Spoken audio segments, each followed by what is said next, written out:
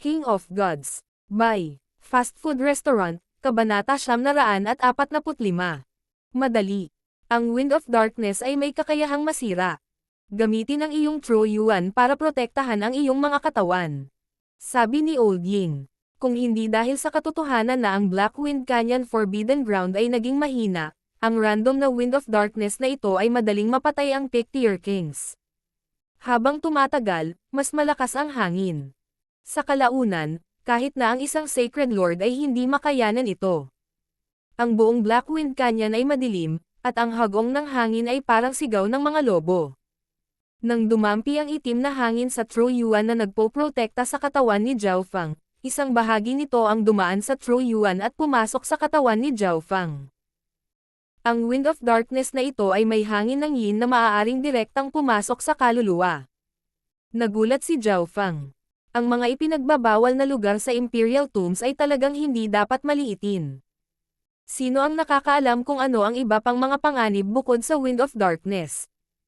Tama, kung ang lakas ng loob ng isang tao ay hindi sapat, ang hangin ng yin ay maaaring mapuko ang masasamang pagnanasa sa kaibuturan ng kanilang mga puso at mabago ang kanilang pagkatao. Dagdag ni Old Ying. Ang Wind of Darkness na ito ay may kakayahan na ganoon. Si Jing Kai ay nagsimulang manginig at naramdaman na ang lugar na ito ay masama. Ang tatlo ay lubhang maingat sa pagpasok sa Black Wind Canyon, at dahil sa itim na hangin, hindi nila masyadong makita ang paligid nila. Kasama pa dito ang kaliwang mata ni Zhao Fang.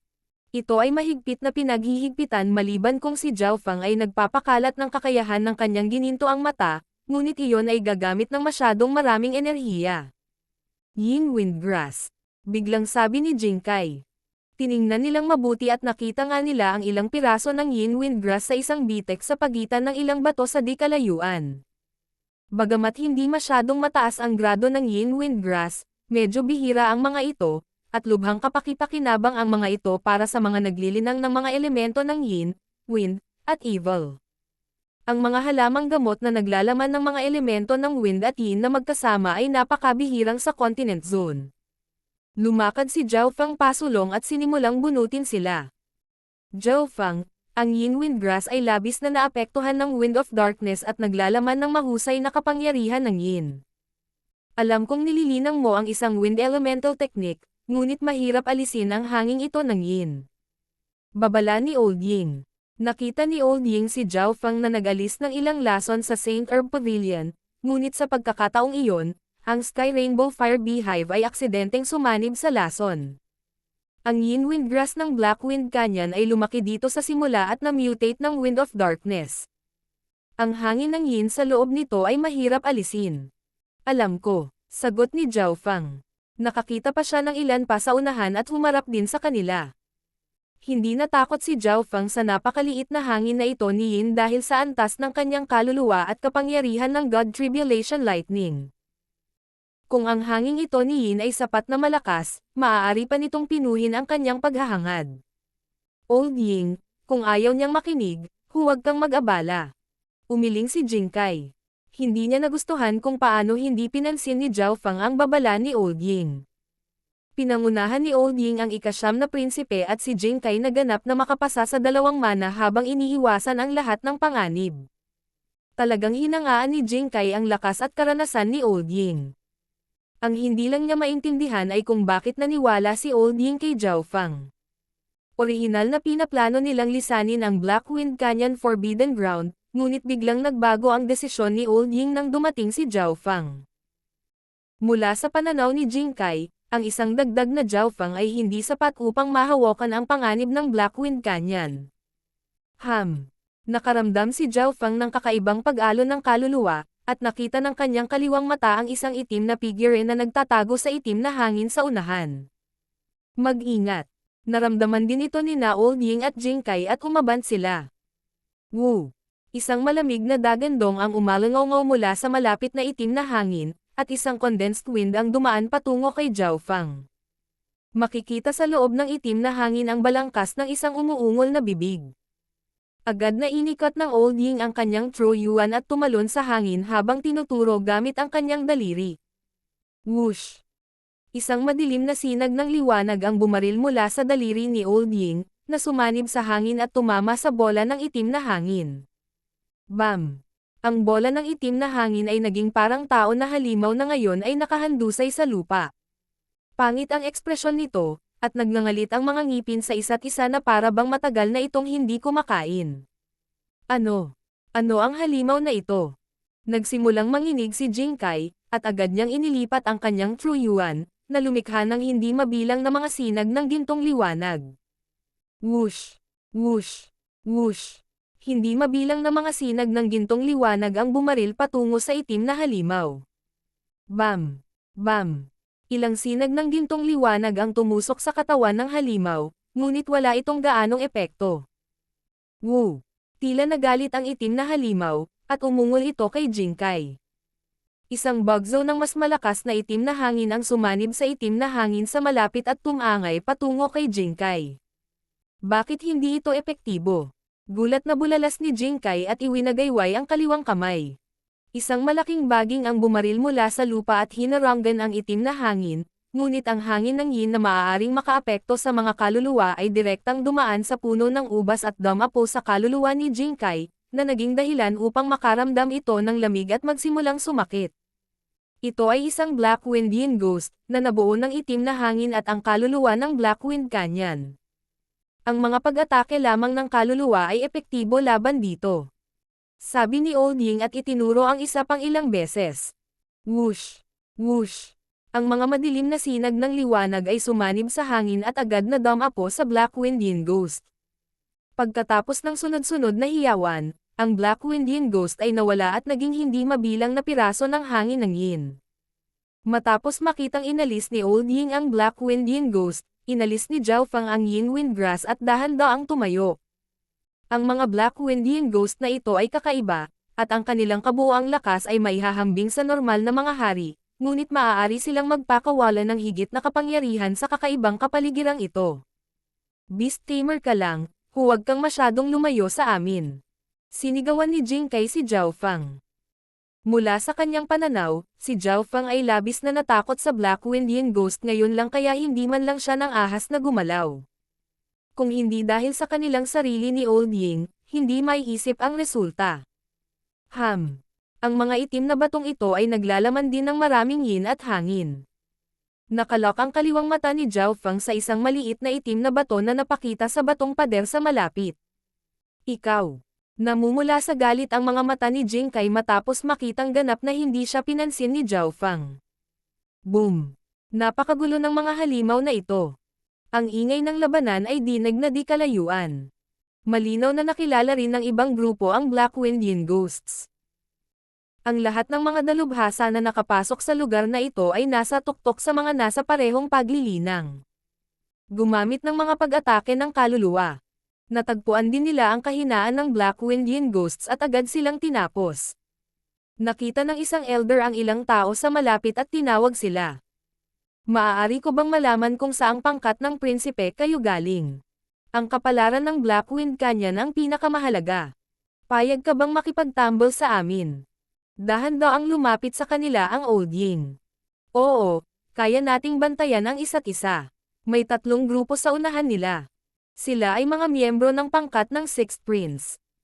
Ang pinuno ay ang Regulations Elder ng isang 3-star power na kilala bilang Glassdoor, at siya ay isang quasi-sacred lord. Ang dalawa pa ay isang batang emperor at isa pang quasi-sacred lord. Kaya si Old Ying, ang nangungunang elder na naka-purple ay puno ng mga ngiti.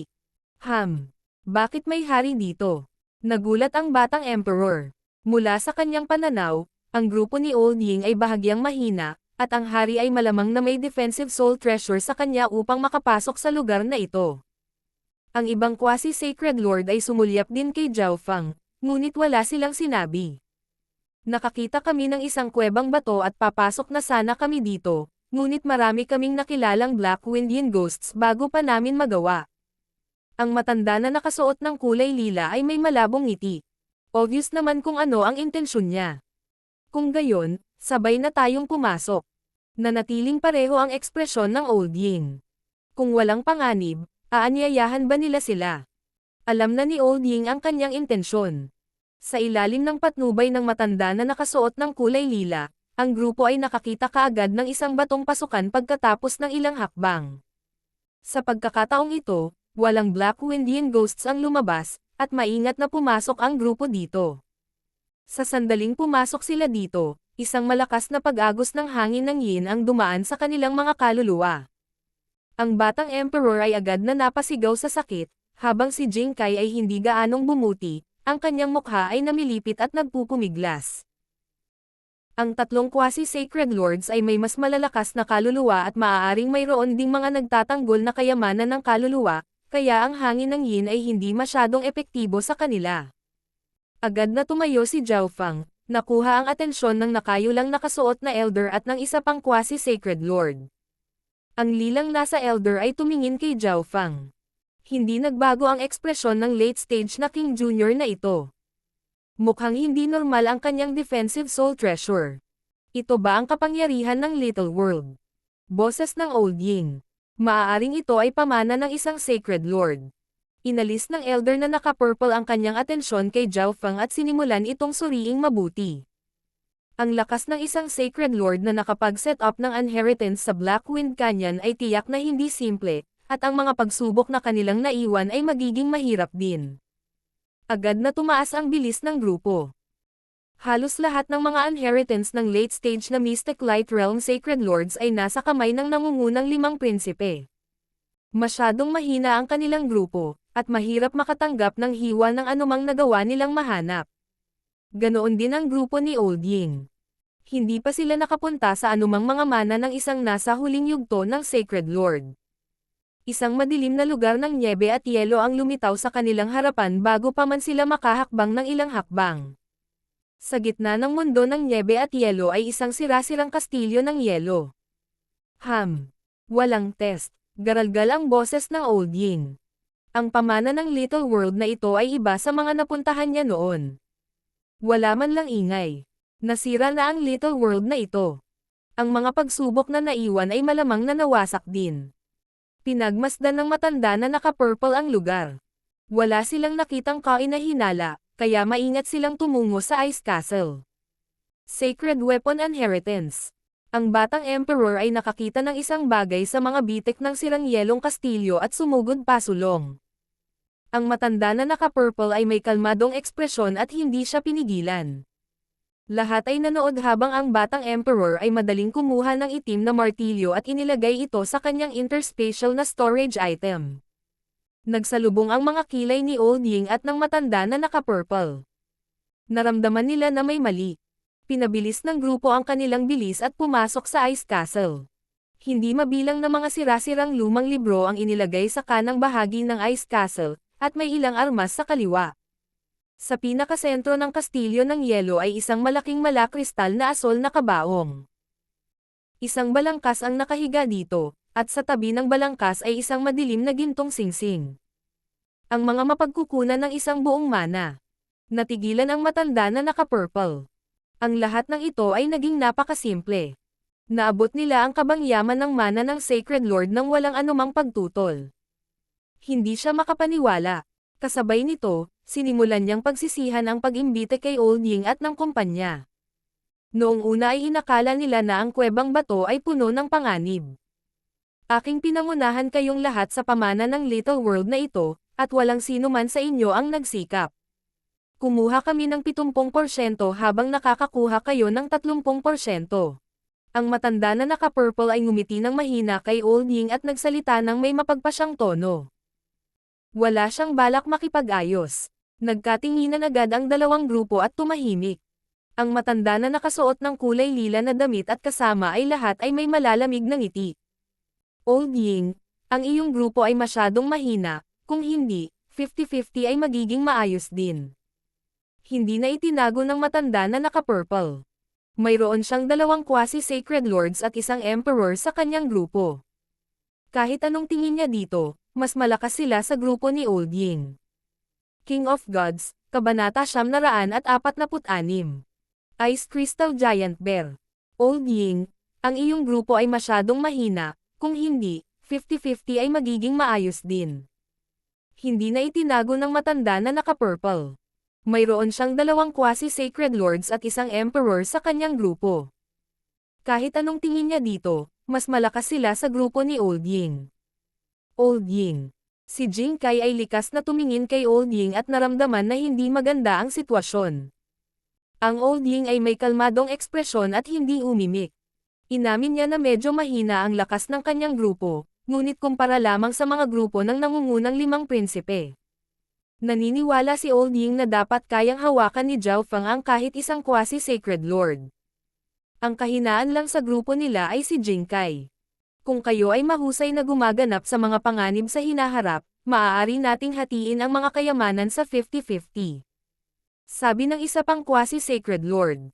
Paano sila nakaalis sa lugar na ito ng ganoon kadali pagkatapos makuha ang lahat ng kayamanan ng isang sacred lord? Ang Sixth Prince ay walang intensyon na maging Crown Prince, kaya wala siyang pakialam sa Draconic Providence. Ang paghahanap ng mga mapagkukunan at kayamanan ay ang kanilang tanging misyon sa Imperial Tombs. Kaya naman, kailangan pa nilang makipagtulungan sa grupo ni Old Ying kung gusto nila ang natitirang yaman. Maingat na siniyasat ni Zhao Feng ang tatlo sa kanyang harapan. Ang kanilang lakas ng kaluluwa ay hindi masyadong mababa, at mayroon silang mga kayamanan ng nagtatanggol na soul. Gayunpaman, pagkatapos na nasa Blackwind Canyon sa mahabang panahon, ang mga pagnanasa sa kanilang mga puso ay nag-alab. Hindi pa nila namamalayan, ngunit habang lumilipas ang panahon, lalo pang magbabago ang kanilang mga personalidad. Tila ang bawal na lupang ito ay hindi kasing simple ng kanilang inaakala, o kung hindi, hindi ito makakaapekto sa personalidad ng isang quasi-sacred lord nang hindi nila nalalaman. Tumingin si Zhao Feng kay Jing Kai. Habang ang huli ay tila natatakot at hindi alam kung ano ang gagawin, nakikita niya ang hindi pagpayag, galit, at pagnanais para sa mana. Masyadong magulo ang paghahati-hati nito. Bakit hindi natin gamitin ang sarili nating kakayahan, at kung sino ang unang nakakuha ng kayamanan ay itinatago ito? Lumapit si Zhao Feng na may mahinang ngiti. Ano ang sinabi mo? Ang matanda na nakasuot ng lila ay tumingin kay Zhao Feng nang may pagtataka. Iyon nga ang gusto niya, pero hindi niya sinabi para mapanatili ang pagkakahawig ng teamwork sa pagitan ng dalawang grupo. Kung talagang ginamit nila ang pamamaraang ito, maaaring hindi man lang makakuha ng 30% ang grupo ni Old Ying, lalo pa ang 50%. Hihihi, kaya rin natin yan. Tumingin ang batang emperor kay Zhao Feng at malamig na tumawa. Naiinip na siya. Zhao Feng. Napatulala si Old Ying at hindi alam kung ano ang ibig sabihin ni Zhao Feng dito. Kahit sa sandaling ito, ayaw niyang maghiwalay ang dalawang grupo. Bagamat ang mga mapagkukunan dito ay bihira kahit para kay Old Ying, hindi ito parang walang mga pagkakataon sa hinaharap. Mas pinapahalagahan niya ang Draconic Providence, at nakuha na nilang tatlo ang kalahati ng Draconic Providence dito. Ito ang dahilan kung bakit pinaplano ni Old Ying na sumuko sa kanila. Zhao Feng, ano ang sinabi mo? Galit na tumingin si Jing Kai kay Zhao Feng na may malamig na mga mata. Imbes na gumamit ng sariling skill at baka makakuha ng 30%, mas mabuting hatiin na lang ito ng 50-50. Brother Ying, ang miyembro ng iyong grupo ang nagbigay ng mungkahi na ito. Ang matanda na nakasuot ng lila ay tumawa ng masama, at natahimik ang magkabilang panig. Ho! Sabay-sabay na gumalaw ang 6 na figure. Ang kanilang target ay pareho, ang interspatial na singsing sa loob ng malakristal na kabaong ng yelo. Bagamat maraming iba pang mga bagay sa kastilyo ng yelo, kitang-kita na ang anumang nilalaman sa interspatial na singsing na ito ay ang pinakamahalaga. Purple light destroying the sky. Hinarang ng matanda na naka-purple robe si Old Ying at inilabas ang kanyang palad. Isang palad na kulay lila na gawa sa liwanag ang pumuno sa kalangitan at bumagsak. Halatang napag-usapan na ng grupo ng matanda na nakasuot ng lila kung ano ang gagawin. Ang matanda na naka-purple robe ay pipigilan si Old Ying. Samantala, sinugod ng batang emperor si Jing Kai. Isang mahabang gintong palakol ang lumitaw sa kanyang kamay, na malakas niyang iwinagayway at nagpakawala ng pulang kumikislap na ilaw sa lahat ng dako. Si Jing Kai ay hindi nagpakita ng mga palatandaan ng kahinaan laban sa isang emperor. Hindi mabilang na mga sinag ng gininto ang liwanag ang umikot sa kanyang katawan habang nakikipagsagupaan siya sa batang emperor. Ang pagpapakita ni Jing Kai ay napakatapang at mabangis. Hehe, Old Ying, dahil gusto ng miyembro ng iyong grupo na hatiin ito sa ganitong paraan, pagkatapos ay susundin namin ito. Ang matanda na nakasuot ng lila ay naglabas ng isa pang lilang palad ng destruction. Leitong, huwag mong saktan ang Beast Tamer ng Ninth Prince. Kunin mo na lang ang interspatial ring. Nagkunwaring mabait ang matanda na nakasuot ng purple na damit, pero masama ang ngiti niya. Huwag kang mag-alala. Ang ibang quasi-sacred lord ay puno ng ngiti. Napakadaling makitungo sa isang hari. Alam niya na si Zhao Fang ay may Cloud Silkworm Saint Butterfly, ngunit handa na siya para dito. Kahit na tinamaan siya ng pollen ng Cloud Silkworm Saint Butterfly, tiwala siya na kaya niyang sugpuin si Zhao Fang. Lightning Restriction. Ikan-away ni Leitong ang kanyang mga palad, at isang kadena ng kidlat ang bumaril kay Zhao Fang. Si Zhao Fang ay umatras ng ilang hakbang at iwinagayway ang kanyang kaliwang kamay. Isang malaking puting figure ang agad na lumitaw kay Zhao Fang at sinugod si Leitong gamit ang mabangis na aura ng hayop. Ito ay isang pambihirang hayop na nakilala niya habang pinapaamo niya ang iba't ibang beast pack, at gumamit siya ng maraming pagsisikap upang paamuin ito. Ito ay isang pambihirang hayop mula sa sinaunang sukat. Bahagyang nagbago ang ekspresyon ni Leitong habang nakatingin sa puting oso na natatakpan ng malakristal na nagyayelong buhok.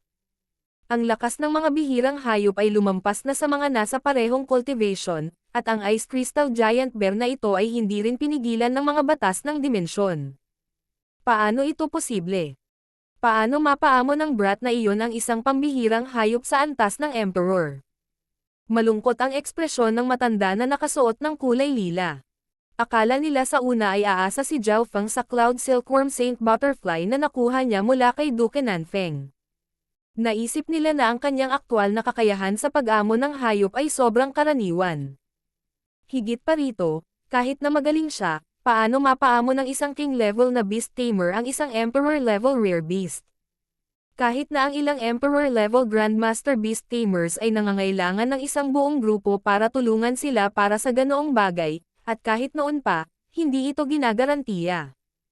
Isang Emperor-level Ice Crystal Giant Bear. Hindi napigilan ng Old Ying na mapasigaw. Sa totoo lang, naghihinala rin siya sa mga kakayahan ni Zhao Fang sa pagpapaamo ng hayop, ngunit nagawa siyang sorpresahin ni Zhao Fang sa bawat pagkakataon. Nagawa ni Zhao Fang na paamuin ang ilang malalakas na bihirang hayop habang nananakop siya ng mga mana. Nangangahulugan ito na hindi isang kawalan para sa kanya na gumamit ng array sa Dragon Jade. Higit pa rito, si Zhao Fang ay mayroon pa ring substandard na God Misty Spatial World. Roar! Ang Ice Crystal Giant Bear ay umungal habang ang mga puting kuko nito ay bumaril patungo kay Leitong na parang kidlat. Ang malamig na bugzo ng hangin na nagmumula rito ay nagpalamig pa sa hangin. Ang lightning restriction na ginamit ni Leitong ay hinarang ng Ice Crystal Giant Bear at nagkaroon ng zero effect. Whoosh! Lumingon si Leitong sa gilid at naiwasan ang atake ng Ice Crystal Giant Bear. Spear of Lightning. Hindi magiging madali si Leitong sa isang Emperor-level Ice Crystal Giant Bear. Lumiwanag ang liwanag sa paligid ni Leitong habang ang kidlat ay namuo at naging hugis sibat. Ho! Hinawakan ni Leitong ang Spear of Lightning, dahilan upang tumaas ang kanyang momentum. Kumikislap ang kidlat habang nakikipagsagupaan siya sa Ice Crystal Giant Bear. Anong kapangyarihan? Namamanhid ang mga kamay ni Leitong habang umaatras siya ng ilang hakbang. Ang kanyang lightning elemental attacks ay hindi masyadong kapaki-pakinabang laban sa makapal na balat na Ice Crystal Giant Bear, at medyo nalabanan pa siya. Sa sandaling ito, naglalakad si Zhao Fang patungo sa malakristal na kabaong ng yelo. Junior, huwag mo nang isipin iyon. Nagalit si Leitong at inihagis ang kanyang Spear of Lightning sa malakristal na kabaong ng yelo. Pagkatapos ay tumalon siya kay Zhao Fang nang napakabilis.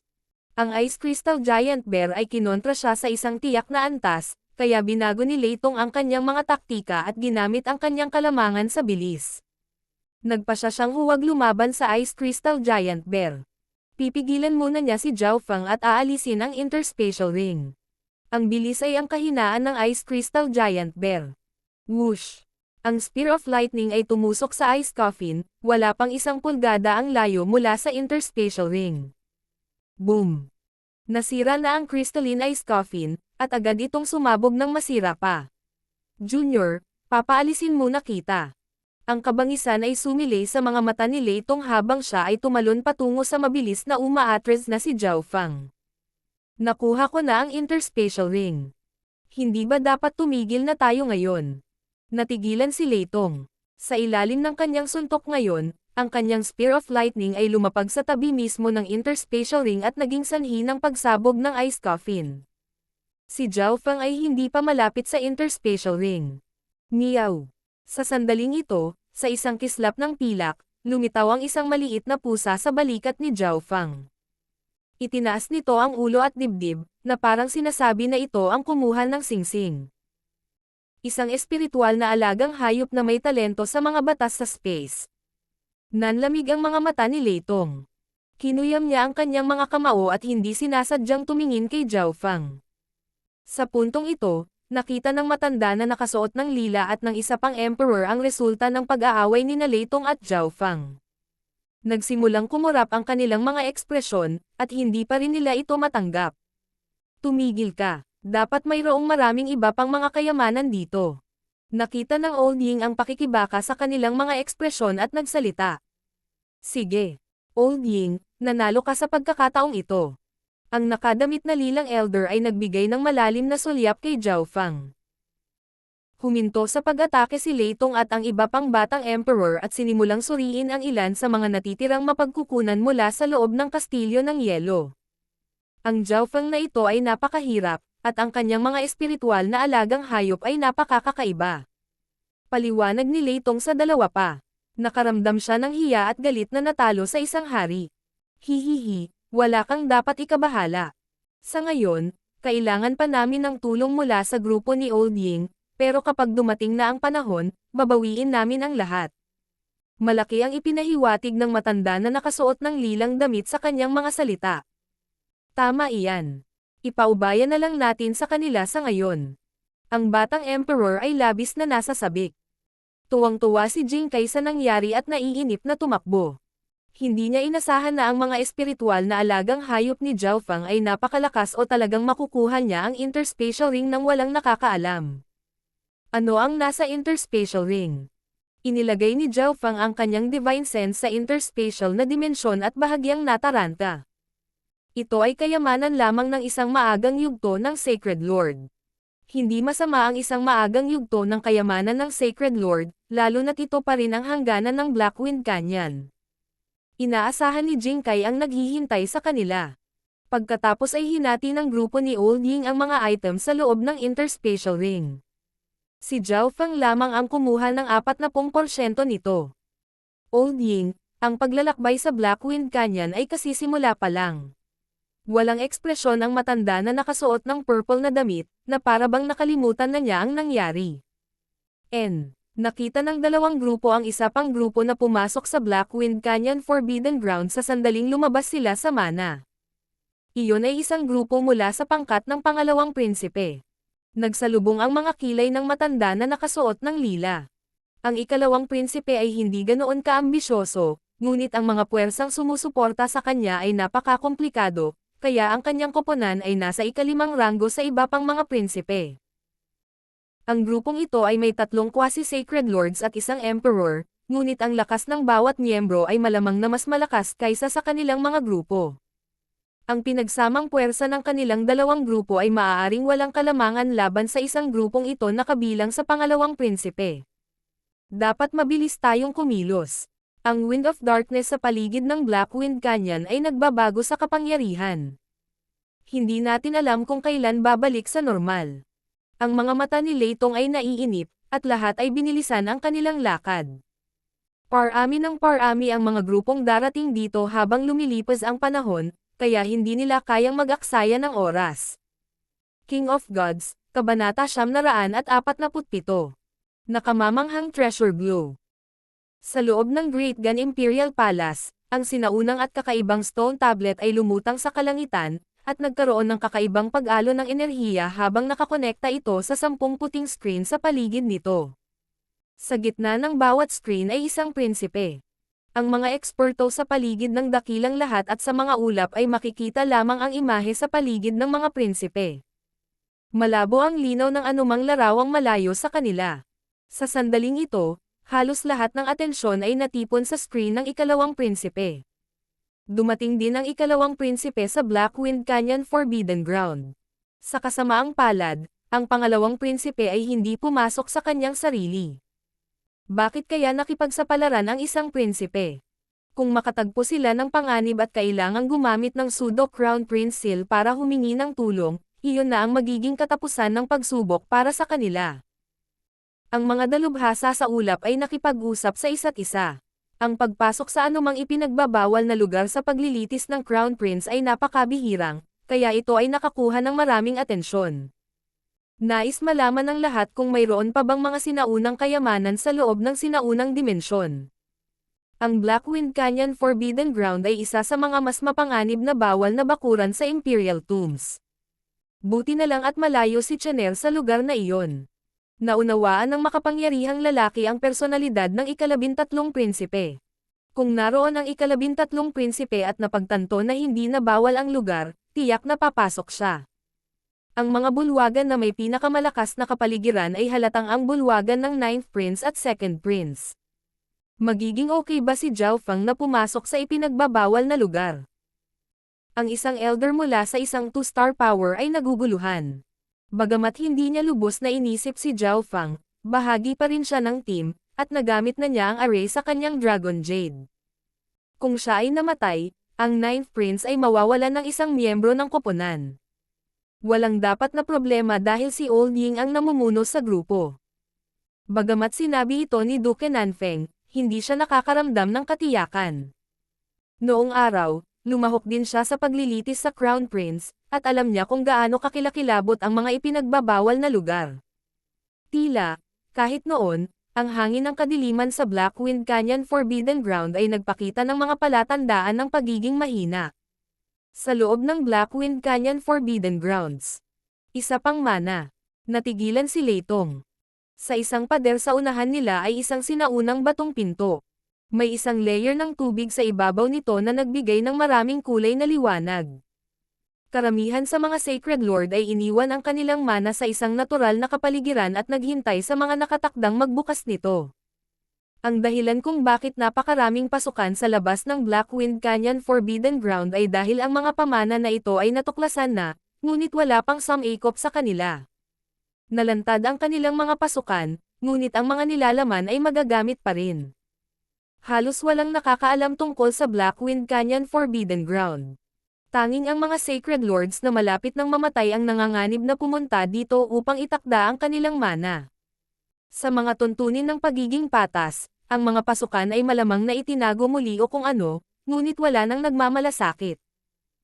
Ito ay hindi bilang kung ang paghahanap ng pasukan ay magagarantiya ng tagumpay. Ang kapalaran ay talagang nasa lahat ng dako. Hindi napigilan ni Jing Kai ang kanyang pananabik at agad na tumalon sa hangin.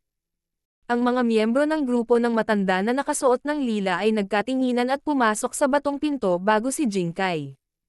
Mabilis na sumunod sa likuran nila sina Old Ying at Zhao Feng. Sa sandaling ito, nagbago ang langit at lupa. Dumating ang lahat sa isang tiwangwang na isla na napapaligiran ng mga itim na buhawi. Mayroong hindi mabilang na mga whirlpool sa tubig sa paligid ng isla, na para bang ito ay isang lugar ng kawalan ng pag-asa. Ito talaga ang pamana na naiwan ng isang late-stage na Mystic Light Realm Sacred Lord. Ang matanda na nakasuot ng kulay ube ay nagpakalat ng kanyang sentido at labis na nasa sabik. Ang pamana ng Little World na ito ay nasira rin. Mayroong hindi mabilang na mga bitek sa Little World, at bugzo ng itim na hangin ang dumaloy kung saan-saan, ngunit ang lugar na ito ay nagawa pa ring gumana sa kabila ng matinding pinsala nito. Mula dito, makikita ng isa kung gaano ito kakaiba. Ngunit bakit may Blackwind Yin Ghost sa manang ito?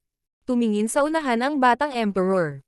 Mayroong hindi mabilang na mga kalansay na hugis tao sa isla, na walang mga palatandaan ng sinumang buhay. Hindi mabilang na Blackwind Yin Ghosts ang nakakatakot na naglakad sa paligid ng isla. Sa pinakasentro ng tiwangwang na isla ay isang kahoy na tore. May kinang ng mga kayamanan na nagmumula rito, at napakaliwanag nito na ang buong kahoy na tore ay lumiwanag na may gininto ang kulay. Isang Sacred Lord ang malamang na naglagay ng kanilang mana dito, ngunit nang ang pinagmumula ng enerhiya na sumusuporta sa Little World ay naubos, ang Wind of Darkness sa wakas ay nawasak ang lugar na ito at sa huli ay pinatay ang sinumang katulad ng tao, na ginawa ang kanilang mga kaluluwa sa Black Windian Ghosts. Tuwang-tuwa ang matanda na nakasuot ng kulay lila. Sa hitsura nito, ang pagsubok ng mana na ito ay upang patayin ang Black Windian Ghosts. Ito ang pamana ng isang huling yugto ng Sacred Lord, at ang pagsubok ay talagang napakasimple. Old Ying, sinong mga miyembro ng iyong team ang dalubhasa sa pag-atake ng kaluluwa? Nakangiting tanong ng matanda na nakasuot ng lila. Ito ang oras para magsama-sama. Ako lang. Walang pag-aalinlangan na sagot ni Old Ying. Hindi maganda iyan. Si Leitong at ako, dalawang quasi-sacred lords, ay parehong maaaring gumamit ng soul attack. Nangangahulugan ito na ang iyong grupo ay nag-aambag ng mas kaunting lakas tao. Umiling ang matanda na nakasuot ng lila at sinulyapan si Zhao Feng bago nagpatuloy sa pagsasalita. Bagaman si Zhao Feng ay isang late-stage king lamang, nagawa niyang paamuhin ang isang pambihirang hayop tulad ng higanteng oso na iyon. Ang kanyang soul intent ay tiyak na hindi mahina, at tiyak na natutunan niya ang isang uri ng nakakasakit na pamamaraan ng lihim na soul. Ang matanda na nakasuot ng lila ay nagbigay ng isang mahinang ngiti at siniyasat si Zhao Feng pagkatapos sabihin ito. Sa kabilang banda, tumingin si Zhao Feng sa tore na gawa sa kahoy at kumilos na parang walang narinig. Medyo alanganin ang pakiramdam ng matanda na nakasuot ng kulay ube. Hindi niya makita ang junior na ito. Siya ay dalubhasa lamang sa mga ilusyon at hindi alam ang anumang nakakasakit na kasanayan. Sagot ni Old Ying para kay Zhao Feng. Nararamdaman niya na ang grupong ito ay nagtatago ng kanilang masamang hangarin, kaya naramdaman niyang dapat niyang itago ang tunay na lakas ni Zhao Feng at ipalagay sa kanila na siya ay mahina. Paano kung maglalabas si Zhao Feng ng ilang espiritual na alagang hayop para gamitin ang mga ito bilang pantikip sa atin? Kung gagawin niya iyon, maaari naming hatiin ang mga mapagkukunan sa 50-50 sa dulo. O magagawa namin ito depende sa aming kakayahan muli. Anong masasabi mo dyan? Ang matanda na nakasuot ng kulay ube ay ayaw sumuko. Habang si Zhao Feng ay nagkaroon lamang ng cultivation ng isang late-stage king, ang elder na nakasuot ng purple na robe ay maaaring makaramdam na ang kabataang ito ay hindi simple, kung hindi ay hindi siya makakakuha ng ganoon karami sa Divine Illusion Dimension. Pagdating kay Zhao Feng, maraming bagay na hindi dapat mangyari ang nangyari pa rin, kaya gustong suriin ng elder na naka-purple robe ang mga nakatagong card ni Zhao Feng. Totoo yan. Hindi ko nais na makakuha ng anumang bagay nang hindi naglalagay ng anumang pagsisikap. Inilagay ni Zhao Feng ang kanyang kamalayan sa Misty Spatial World at pumili ng higit sa 100 Black Stripe Venomous Scorpions sa Late Stage King level. Ang mga stinger ng mga itim na guhit na alakdan ay makamandag at may kakayahang magwasak ng mga kaluluwa. Sa isang tiyak na lawak, maaari itong ituring na isang pag-atake ng kaluluwa. Mahusay. Old Ying, ang iyong beast tamer ay talagang hindi simple. Ang mga itim na guhit na makamandag na alakdan na ito ay mga hayop din mula sa Imperial Tombs, tama ba? Naningkit ang mga mata ng matanda na nakasuot ng kulay ube na damit habang nakatingin sa itim na guhit na makamandag na mga alakdan sa lupa, at nakaramdam siya ng kabangisan. Isa pa sa mga nakatagong card ni Zhao Feng ang nabunyag. Sumulyap si Zhao Feng sa matanda na naka-purple robe ngunit hindi ito nagsalita. Magsimula na tayo. Dahil natalo si Leitong kay Zhao Feng sa huling mana, naiinip na siya na ilabas ang kanyang galit. Tara na, Old Ying. Bumaril ang elder na naka-purple robe, at naglabas siya ng surge ng soul power.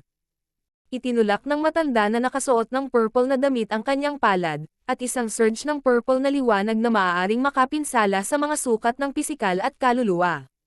Sa huli, isa siyang quasi-sacred lord na sinubukang makapasok sa Mystic Light Realm noon, kaya medyo alam niya ang tungkol sa pagsasama ng kanyang kaluluwa at true yuan. Kasabay nito, maraming Black Windian Ghosts sa tiwangwang na isla ang naakit. Sila ay naging condensed black tornado at tumangay patungo sa grupo. Whoosh! Whoosh! Nagsimulang gumalaw ang figure ni Old Ying sa hangin. Itinuro ng kamay na nakatago sa kanyang itim na damit, at ilang madilim na sinag ng liwanag ang sumanib sa hangin at tumama sa mga kritikal na punto sa Blackwind Yin Ghosts. Gumamit si Old Ying ng napakalalim na soul technique na naglalaman din ng mga batas ng space. Isang maitim na perlas ng kidlat ang lumitaw sa kamay ni Lei Tong. Ang kailangan lang niyang gawin ay ibuhos ang kanyang kapangyarihan sa kaluluwa dito at ang perlas ng kidlat ay makakapag-release ng lightning elemental soul attacks. Isa itong support type na item na partikular niyang inihanda para sa paglilitis ng Crown Prince. Nasa unahan ni Zhao Fang ang mahigit 100 Black Stripe Venomous Scorpions na umakit sa firepower ng Blackwind Yin Ghosts. Sa ilalim ng kanilang pinagsamang pag-atake, nagsimulang bumaba ang bilang ng Blackwind Yin Ghosts sa tiwangwang na isla. Lahat ng Blackwind Yin Ghosts ay nawasak makalipas ang 2 oras. Agad na sumingit ang 6 sa kahoy na tore na naglalabas ng makapal na liwanag ng kayamanan. Hahatiin nila ito ng kung sino man ang unang nakarating doon. Ang Old Ying, Jing Kai, at ang Elder na naka-purple robe ay pumasok sa harap ng pintuan habang sina Zhao Fang, Lei Tong, at ang Batang Emperor ay lumipad patungo sa bintana sa ikalawang palapag. Isang Pick Earth grade na sandata. Ang Batang Emperor ay huminto sandali. Lahat ng bagay sa loob ng tore na gawa sa kahoy, gaya ng mga salamin, mga painting, at mga kandila ay nagbigay ng aura ng mga Pick Earth grade item. Heaven grade na sandata. Nakatuon ang mga mata ni Lei Tong sa isang hilera ng gintong maubi sa tabi ng isang mesa, at siya ay sumugod. Ito ay isang set ng Pick Earth grade item, at ang kanilang pinagsamang puwersa ay umabot sa level ng isang Heaven grade item. Battle Technique. Sumakay ang Batang Emperor sa isang kinatatayuan sa tabi ng kama, at may isang sinaunang aklat na nakapatong dito. Sa kabilang banda, lumipad si Zhao Fang patungo sa kama at nakakita ng ilang dosenang substandard na kristal ng Diyos at mga bote ng tableta sa ilalim ng unan. Junior, iniisip mo bang kunin ang lahat ng substandard na God Crystals para sa iyong sarili? Tumalon si Lei Tong patungo kay Zhao Fang pagkatapos na alisin ang Heaven grade maubi, at nagsimulang kumaluskos ang kidlat sa kanyang mga kamay. Nanatiling pareho ang ekspresyon ni Zhao Fang, at inilagay lang niya ang mga bote ng tableta at substandard na God Crystals sa Misty Spatial World. Isang mahinang ngiti ang ipinakita ni Lei Tong habang kumikislap ang palad niya ng kidlat patungo kay Zhao Fang. Malamig na ngumisi si Zhao Fang habang pinapaikot niya ang kanyang Fire of Wind Lightning at sumuntok. Boom! Ang palitan ng kamao at palad ay nagdulot ng pagsabog ng kidlat at apoy. Si Zhao Fang ay nanatiling hindi kumikibo habang si Lei Tong ay ipinadala sa pagbagsak sa kahoy na sahig. Ang kanyang kanang palad ay pinaso na itim at namamanhid, at ang dugo sa loob ng kanyang katawan ay nagsimulang umikot at umikot. Paano ito posible? Nagulat si Lei Tong. Bagamat ngayon lang niya ginamit ang 60% ng buong kapangyarihan niya, bakit siya pa ang dahado? Ang kalaban ay isa lamang Void God Realm King. Paano naging napakalakas ni Zhao Fang? Ang mga elemento ng Fire and Lightning na nakapaloob sa kanyang pag-atake ay nagpabilis ng tibok ng puso ni Lei Tong. Lei Tong, kayong dalawa. Inalis ng Batang Emperor ang libro at nakita ang eksena ni Lei Tong na lumilipad sa sahig. Tatanungin pa sana niya ang mga ito, ngunit, boom, boom, nagsimulang manginig ang buong mana. Ang hangin sa itaas nila ay nagsimulang magbasag at lumawak pababa. Nagsimulang tumaas ang karagatan sa ibaba. Ang tiwangwang na islang ito ay malapit ng lumunin ng tubig. Basag. Hindi maganda, ang little world na ito ay malapit ng gumuho. Ang boses ng matanda na nakasuot ng lila ay tumunog mula sa ibaba. Zhao Fang, Jing Kai, umalis na tayo. Bahagyang nagbago ang ekspresyon ni Zhao Fang. Kumuha pa siya ng ilang gamit, saka lumipad sa ere. Lumipad ang 6 na figure mula sa mga bitik ng Little World at bumalik sa Blackwind Canyon. Lahat sila ay natarante sa sandaling lumabas sila, at ang kanilang mga tingin ay nagtipon sa isang lugar. Isang siyam na kulay na liwanag ng kayamanan ang nagmula sa kailaliman ng Blackwind Canyon.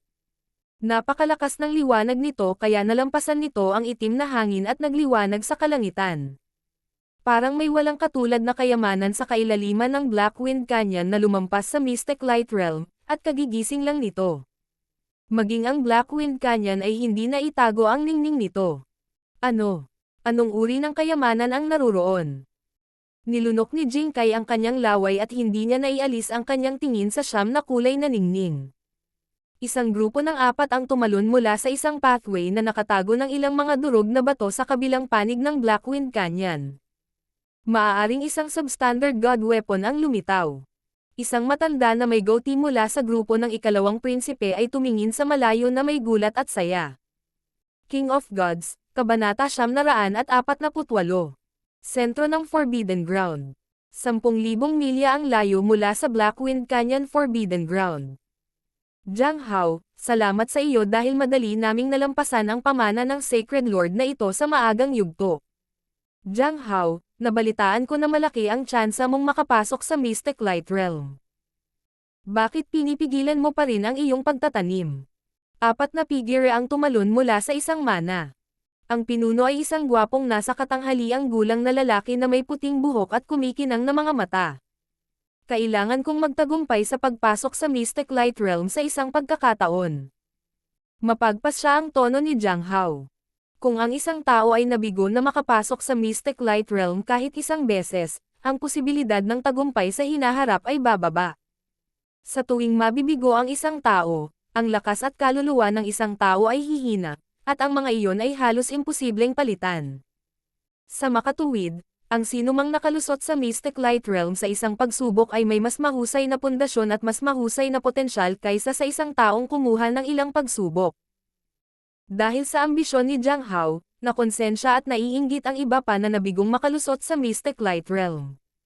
Ano yan? May sumigaw, at lahat ay nagtaas ng ulo. Hua! Isang liwanag ng kayamanan na naglalaman ng 9 na kulay ang nagpapaliwanag sa kalangitan. Ito ay napakaliwanag, na para bang isang walang katulad na bundok ng kayamanan ang nahayag. Ang liwanag na ginawa ay makapagpapakilos sa puso ng isang tao. Agad na tumigil ang lahat sa pagsasalita, at hindi nila nagawang tumalikod. Ito ay ang treasure glow ng isang banal na bagay. Isang liwanag ang sumilay sa mga mata ng isang matanda habang nagsasalita siya sa nanginginig na boses, ngunit tiyak ang kanyang tono. Hindi pa ako nakakita ng isang kayamanan na may ganoong kinang. Ang mga mata ng isa pang matanda na may puting buhok ay kumikinang.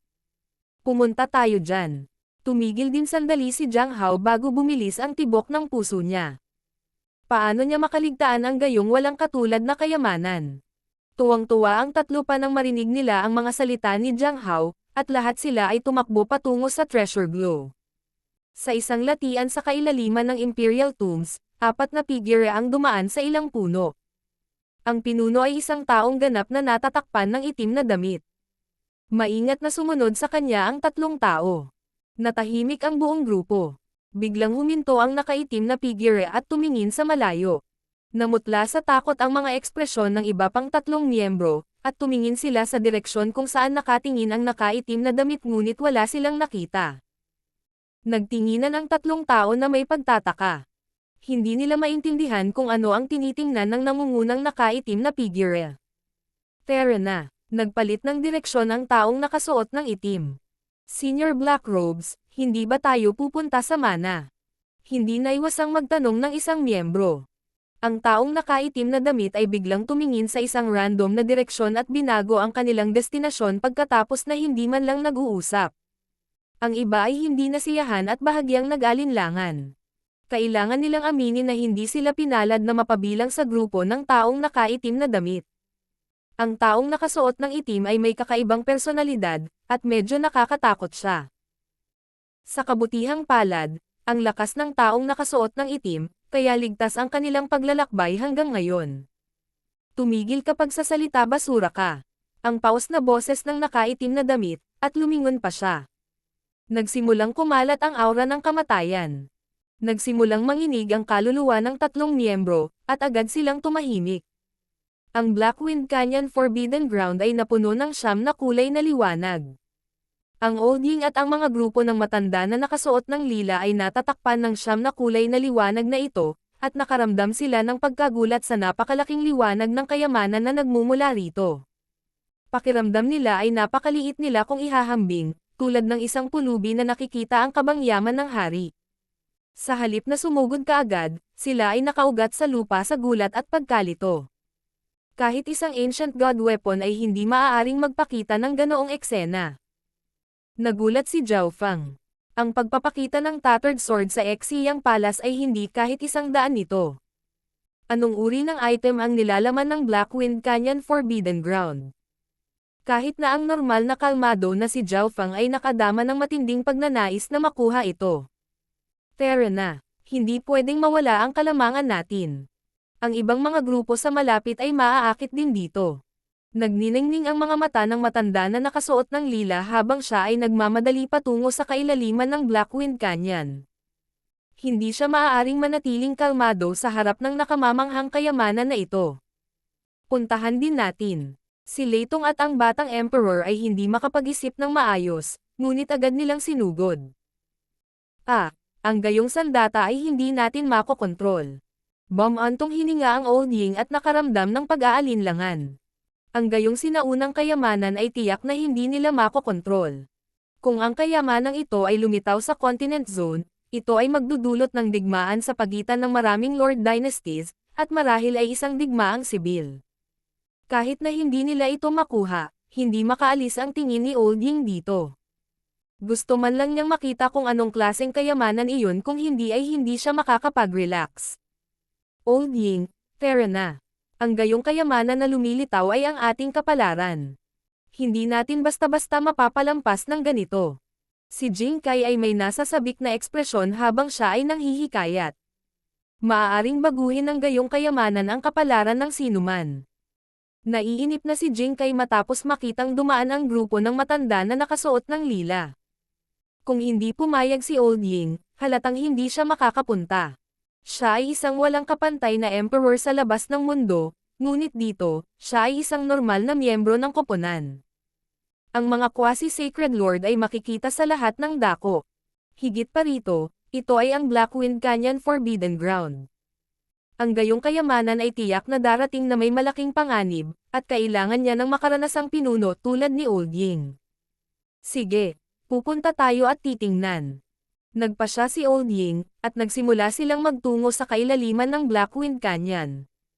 Bilang isa sa mga pinakamapanganib na bawal na bakuran ng Imperial Tombs, kahit na ang ilan sa mga mas malalakas na Sacred Lords ay hindi masyadong pupunta sa Blackwind Canyon para iset up ang kanilang mana. Kung hindi dahil ang itim na hangin ay biglang humina at pagkatapos ay nakakita ng isang malaking kayamanan na lumitaw, ang grupo ni Old Ying ay hindi kailanman maglalakas loob na pumasok sa kailaliman nito. Medyo lumakas ang itim na hangin. Nakita ng matatalas na mata ni Zhao Feng ang pagbabago sa hangin. Bagamat binago ng treasure glow ang kulay ng lugar sa malapit at naging mahirap na makilala ang mga bagay, hindi ito gaanong nakaapekto sa kaliwang mata ni Zhao Feng. Napatingin si Zhao Feng kina Old Ying at Jing Kai. Walang naramdaman ang dalawa. Halata na ang treasure glow ay nakakuha ng atensyon ng lahat at nakalimutan nila ang lahat. May hindi tama. Bahagyang nagbago ang ekspresyon ni Zhao Feng nang biglang kumurap ang kapangyarihan ng God Tribulation Lightning sa kanyang dark purple soul. Boom! Boom! Boom! Ang mga manipis na butil ng madilim na aura ay nawasak ng kapangyarihan ng God Tribulation Lightning at pinilit na lumabas sa kanyang katawan, kung saan sila sumanib sa itim na hangin. Hindi ko na malayang naapektuhan din ako. Labis na nagulat si Zhao Feng. Kailangang malaman ng isang tao na ang kanyang kaluluwa ay umabot na sa antas ng isang Sacred Lord, at ito ay talagang mas siksik at pino kaysa sa isang normal na Sacred Lord. Medyo naging mas malinaw ang mga mata ni Zhao Feng matapos pilitin ang hangin ni Yin sa labas ng kanyang katawan. Titingnan ako. Inilibot ni Zhao Feng ang kanyang kaliwang mata, at isang gintong liwanag ang kumalat sa kanyang mata. Noong nakaraan, kapag ginamit ni Zhao Feng ang kakayahang ito, ang lahat ng nakikita ay naging isang mundo na binubuo ng mga atomo at gumamit ng maraming enerhiya. Ito ay isang kaso ng labis na impormasyon. Gayunpaman, ngayong mas mahusay na ang kontrol ni Zhao Feng, maaari niyang piliin kung ano ang makikita bilang mga atom. Tumitig ang mga mata ni Zhao Feng sa treasure glow na umaakyat sa langit, pagkatapos ay sinimulan itong subaybayan pababa sa mga bato. Ang kayamanan ay dapat nasa ilalim ng lupa. Tila nakakita ng kakaiba si Zhao Fang, at bahagyang namula ang kanyang mukha bago bumalik sa normal. Ano iyon, Zhao Fang? Nakita ng Old Ying na iba ang kinikilos ni Zhao Fang kaysa karaniwan. Zhao Fang, kailangan nating maging mas mabilis. Ito ay isang minsan sa buhay na kapalaran. Naiinip na sabi ni Jing Kai. Wala lang, bigla ko na lang na-realize na lumakas pala ang itim na hangin. Malungkot ang ekspresyon ni Zhao Fang. Sa totoo lang, mukhang kailangan na nating bilasan. Naging malungkot din ang ekspresyon ng Old Ying matapos itong maramdamang mabuti. Kung ang itim na hangin ay bumalik sa orihinal nitong estado, kakailanganin nilang mabilis na umatras. Kahit na ang mga Sacred Lord ay hindi maglalakas loob na pumunta ng masyadong malalim sa itim na hangin sa buong lakas nito. Masyadong mababa ang cultivation mo. Tumingin si Jing Kai kay Zhao Fang nang may kawalang kasiyahan. Mula sa kanyang pananaw, hindi mapigilan ni Zhao Fang ang itim na hangin dahil sa kanyang mababang cultivation. Bumilis ang tatlo at mabilis na tinungo ang gitna ng Black Wind Canyon Forbidden Ground. Habang lumalayo sila, mas lumalakas ang itim na hangin. Maging si Jing Kai ay nakaramdam ng malamig na lamig. Hindi nagtagal ay lumitaw sa kanilang paningin ang matanda at kasamang nakasuot ng lila. Old Ying, magkasama pa rin ang dalawang grupo natin, di ba? Isang malabong ngiti ang ipinakita ng matanda na nakasuot ng lila habang lumingon siya. Umaasa siyang darating si Old Ying. Kahit na hindi nila nakuha ang kayamanang ito, maaari na lang nilang bawiin ang mayroon na sila. Siyempre, mas binilisan pa ni Old Ying. Sa ilalim ng patnubay ng matanda na nakasuot ng lila, ang lahat ay pumunta sa gitna ng Black Wind Canyon at tumungo sa Treasure Glow. Ang lugar na ito ay puno ng mga higanteng bato na kasing laki ng silid na gawa sa madilim na kulay abong materyal. Ang Treasure Glow ay nagmumula sa gitna ng mga higanteng bato, at ang malakas na pag-agos ng pressure na nagmumula rito ay naging dahilan upang hindi makalapit ang lahat. Ang liwanag ng kayamanan ay biglang hamina, at ang siyam na kulay na liwanag ay naging dimmer hanggang sa ito ay ganap na kumupas pabalik sa lupa. Ang buong Black Wind Canyon Forbidden Ground ay naging isang mundo ng kadiliman muli. Nawala ang pressure mula sa Treasure Glow. Bulalas ni Leitong, at silang anim ay bumaril sa hangin sa itaas ng mga bato. Sa isang iglap lang, nakarating ang lahat sa lugar kung saan naroon ang Treasure Glow dati, ngunit hindi nila naramdaman ang anumang bagay ng malinaw dahil may kumpol ng mga bato sa lahat ng dako, at ang itim na hangin ay nakakaapekto sa kanilang divine senses. Purple light destroying the sky. Inilabas ng matanda na nakasuot ng kulay ube ang isang palad, at ang figure ng isang higanteng palad na gawa sa lilang liwanag ay dumampi sa mga bato sa ibaba. Bam! Walang nakakaalam kung saan ginawa ang mga dark gray na batong ito. Ang pag-atake ng matanda na nakasuot ng lila ay nag-iwan lamang ng ilang bitek sa kanila. Mukhang imposibleng direktang pumasok dito. Ang matanda na nakasuot ng lila ay ayaw. Hinaranggan ng mga higanteng bato ang lahat, kaya imposibleng makapasok dito. Kailangan nating maghanap ng ibang pasukan. Napabuntong hininga si Jing Kai. Ngayon lang ako nakakita ng pasukan. Biglang tumunog ang boses ni Zhao Fang. Biglang napatingin ang lahat na parang tinamaan ng kidlat. Saan? Agad na tanong ng matanda na nakasuot ng lila. Dumaan tayo sa isang maliit na pasukan ng kuweba hindi kalayuan dito. Tila ito ay konektado sa ilalim ng lupa. Matapat na sagot ni Zhao Fang, at ang matanda na nakasuot ng lila at ang kanyang grupo ay nagsimula ng lumipad kaagad pagkatapos magsalita ni Zhao Fang. Hindi nagtagal ay dumating ang grupo sa lugar na binanggit ni Zhao Fang. May pasukan talaga dito. Bulalas ni Leitong sa tuwa, sa harap nila ay may pasukan ng kuweba na kasya lang ng isang tao sa bawat pagkakataon.